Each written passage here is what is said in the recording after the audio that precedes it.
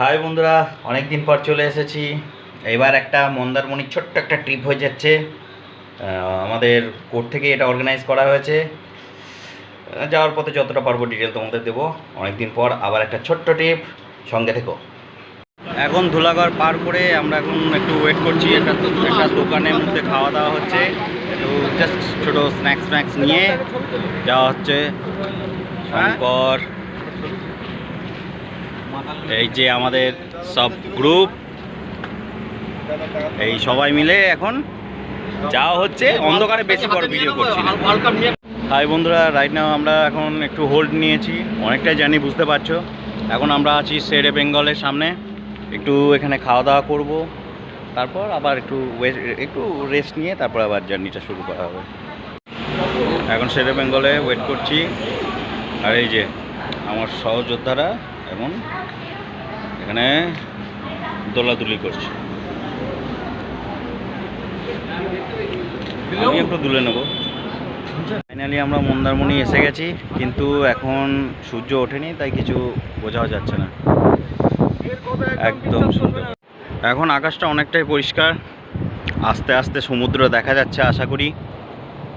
দিনের শুরুতে সকালে সূর্যটা সমুদ্রের পাড়ে দেখার মজাই আলাদা।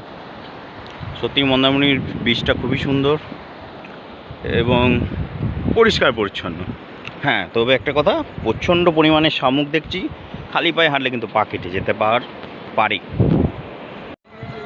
Good morning.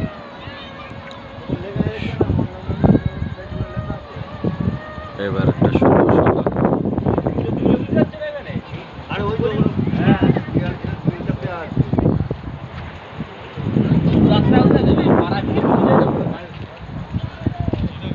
শান্ত শিষ্ট পরিবেশ।